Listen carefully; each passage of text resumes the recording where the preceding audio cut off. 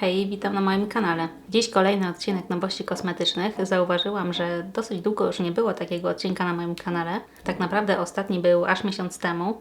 Nie wiem, kiedy ten czas upłynął, dałabym sobie rękę uciąć, że to było 2 tygodnie temu. Porozmawiamy więc sobie o nowościach kosmetycznych, głównie tych, które są publikowane na Instagramie, na profilu Trendmood One. Nie będę oczywiście przechodzić przez wszystkie posty, tylko te, które jakkolwiek mnie interesują. No i mam nadzieję, że będzie to dialog, czyli ja powiem Wam, co mi się podoba bądź nie, a Wy również zrobicie to samo w komentarzach. Także bez zbędnego gadania przesuwam się na bok i zaczynamy. Nie będę szła chronologicznie, to nigdy mi się nie sprawdza. I zacznę od tego, że pojawiła się na rynku nowa marka, stworzona przez jedną z moich najulubieńszych youtuberek, czyli przez Anielkę Nyquist.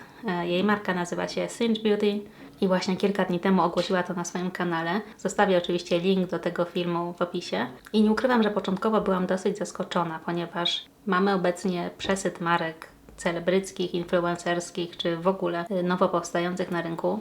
Anielka również w swoich filmach mówiła o tym, że jest tego trochę za dużo i nowo powstająca firma naprawdę musi mieć czym się wykazać, być bardzo kreatywna. Wspominała kiedyś też coś o tym, że chce wrócić do szkoły, być może wrócić do zawodu, także ja zupełnie nie widziałam jej tworzącej swój brand. Natomiast biorąc pod uwagę to, że jest bardzo popularna, że wszystkie jej kolaboracje się wyprzedawały bardzo szybko, no prawie wszystkie. Ta ostatnia paleta Hela's Wooden's Eye dosyć długo była dostępna. W każdym razie jest na pewno osobą, która zna się na rzeczy, która siedzi w tym świecie beauty już bardzo długi czas. Wiem, że pracowała też wcześniej jako make-up artist, także coś niecoś wie. I pierwszym produktem, jaki wypuszcza, będą pędzle, a dokładniej zestaw 5 pędzli do oczu.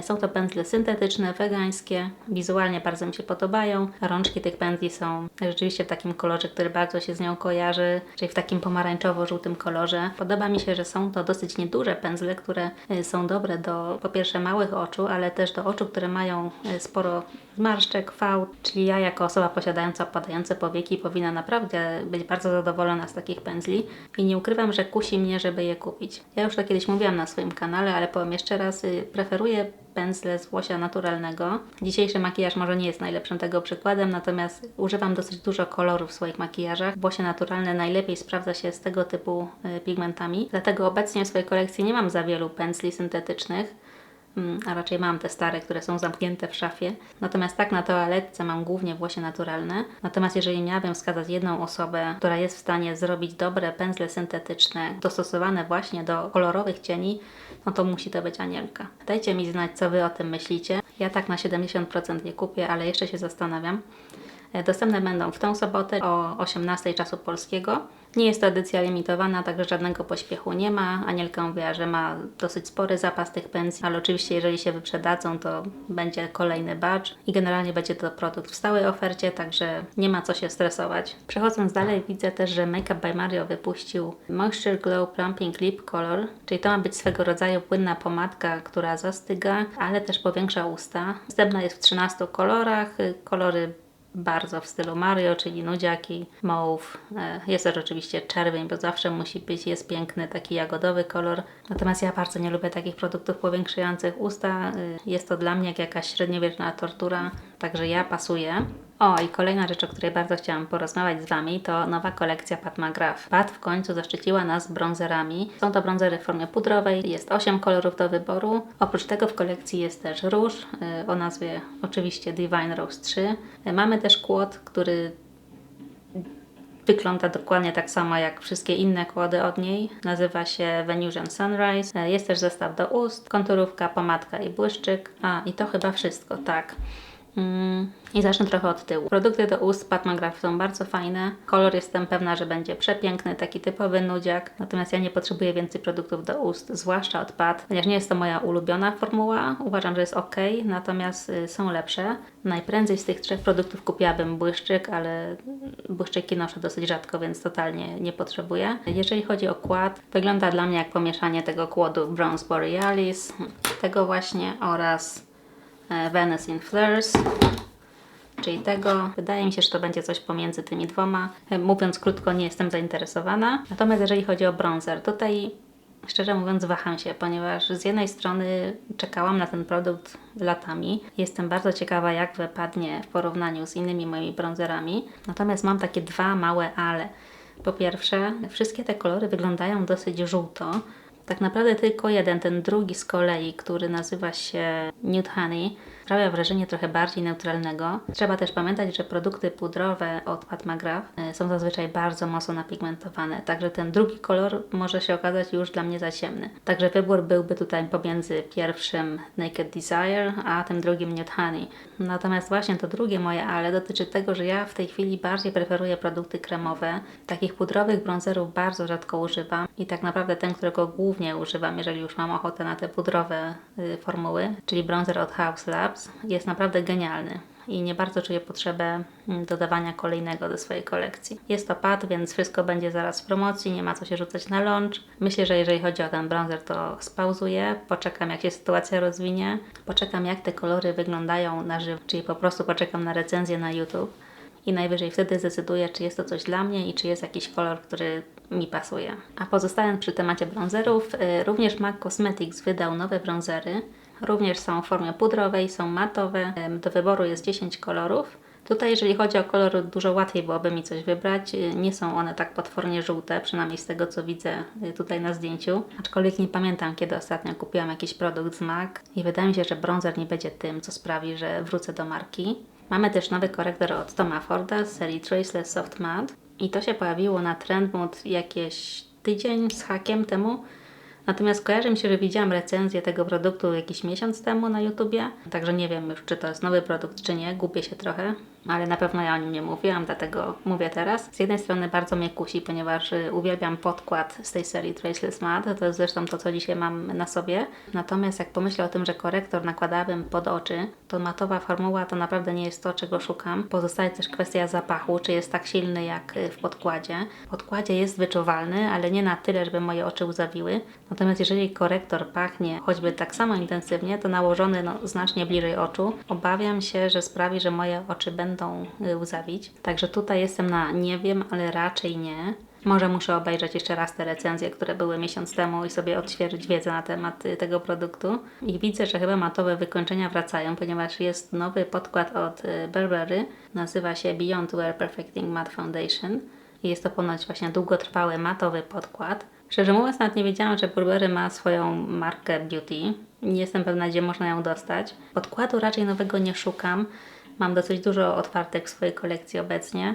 I jeżeli miałabym kupić kolejny, to raczej byłby to ten nowy od Gucci. Także tutaj spasuje. NARS wydał nową szminkę o nazwie Afterglow Sensual Shine Hydrating Lipstick, czyli szmineczkę nawilżającą w takim fajnym, długim, pociągłym opakowaniu. Bardzo lubię takie opakowania szminek. Jest w nich coś luksusowego. Natomiast znowu, nie szukam teraz szminek. W ogóle chciałabym na chwilę przystopować, jeżeli chodzi o produkty do ust. Mam ich naprawdę bardzo dużo. Staram się trochę zużyć tych mniejszych, takich mini szmineczek, które dostawałam gdzieś tam jako próbkę, czy były w zestawach świątecznych. Także nie jest to produkt, który chciałabym kupić teraz, natomiast chętnie będę mu się przyglądać i być może kiedyś, może na święta. Zobaczymy. Natomiast to, co mnie bardziej zainteresowało, to nowe rozświetlacze od Tarte.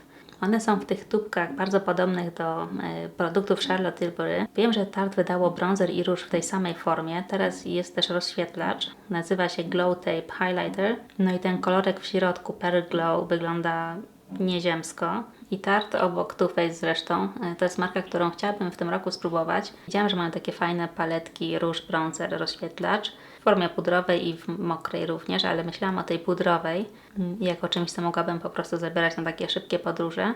Także nie wiem, czy skuszę się raczej na coś takiego już istniejącego w kolekcji, czy po prostu spróbuję jakieś nowości. Dajcie mi znać, czy bylibyście zainteresowani zobaczeniem tego rozświetlacza od Tarte na moim kanale. Myślę, że wtedy bym się skusiła właśnie na ten kolorek Pearl Glow oraz na któryś z różów. Z jednej strony nie lubię tej formy tubkowej, a z drugiej jestem bardzo ciekawa, jak wypada na tle Charlotte. Dajcie mi znać, co myślicie, a na razie idzie na kubkę być może. Jest jeszcze jedna nowość od Pat McGrath, mianowicie nowe kolory szmineczek z serii Satin Allure. To jest ta seria, która została wydana razem z kolekcjami Bridgerton. Miała takie niebieskie i brzoskwiniowe opakowania ze złotą wstążką. Formulacyjnie jest to naprawdę świetna, nawilżająca szminka. Chyba moja ulubiona formuła, jeżeli chodzi o Pat. Natomiast opakowanie jest strasznie kiczowate, tandetne i zupełnie nie przypomina tych opakowań matowych formuł pad tej serii Matte Trans, które były rzeczywiście takie ciężkie. Widać było, że jest dobrze wyważona ta szminka, że ten plastik nie jest to taki najtańszy plastik. Tutaj, jeżeli nie wiedziałabym, że jest to Pat McGrath i ktoś podałby mi takie opakowanie szminki właśnie, to niech będzie niebieskie z tą wstążeczką. Na bank nie powiedziałem, że jest to Pat. Prędzej bym strzelała na przykład, nie wiem, w Too Faced. Bez urazy dla Too Faced oczywiście. Także na pewno nie jest to produkt, który warto kupować za pełną cenę, natomiast jeżeli się pojawią znowu promocje na stronie Pat 30-40%, jest to na pewno dobry deal, bo formuła jest fenomenalna. Jest też kilka nowości od Rare Beauty. Jak pewnie wiecie, jedna z moich ulubionych marek. 30 marca ukażą się 2 nowe kolory różów.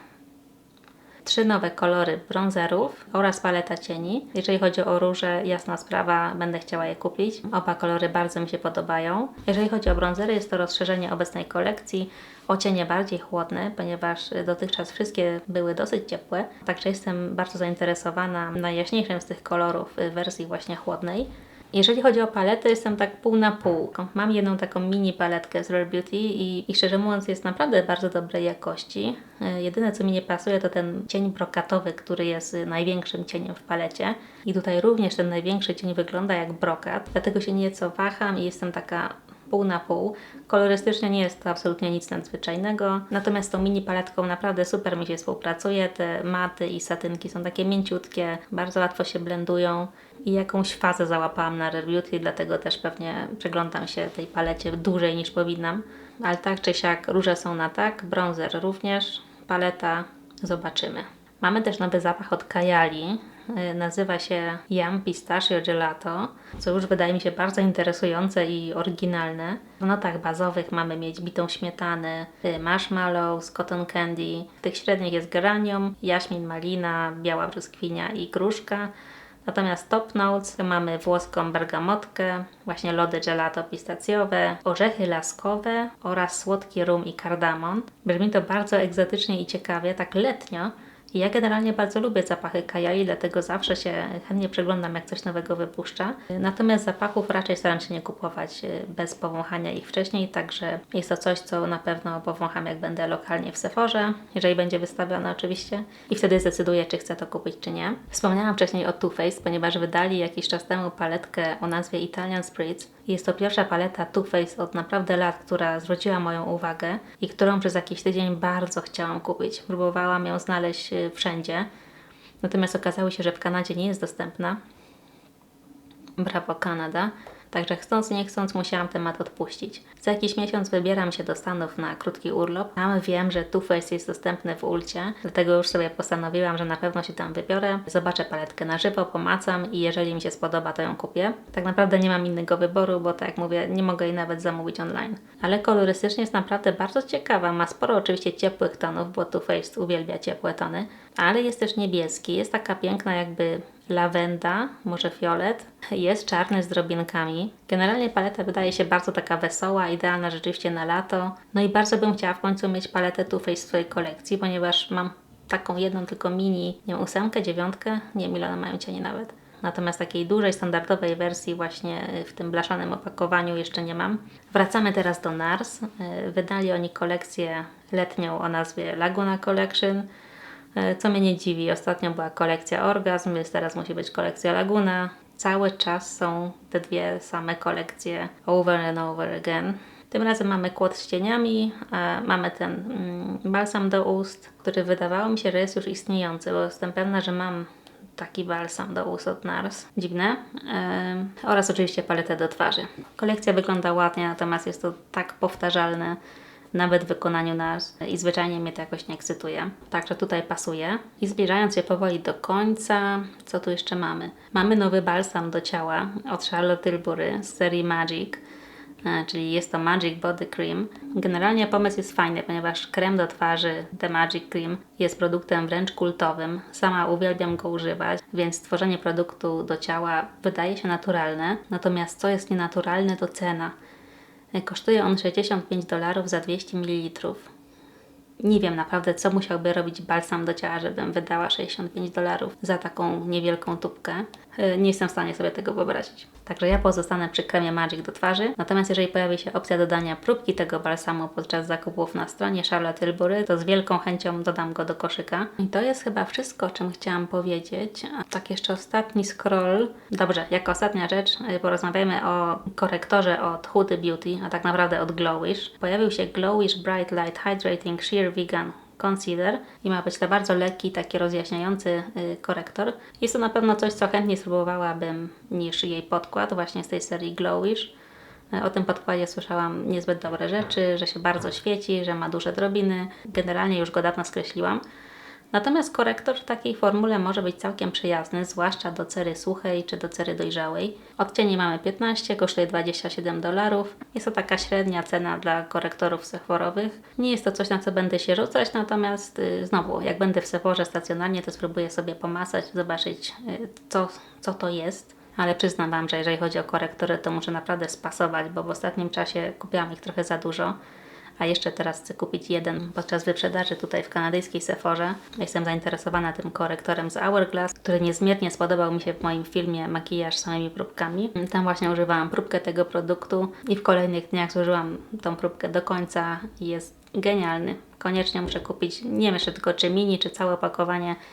Zobaczę. Niemniej jednak to już wszystko na dzisiaj. Dajcie mi znać poniżej w komentarzach, co w ogóle myślicie o tych produktach, czy coś Was zainteresowało. Życzę miłego dnia i do zobaczenia w następnym odcinku. Pa, pa!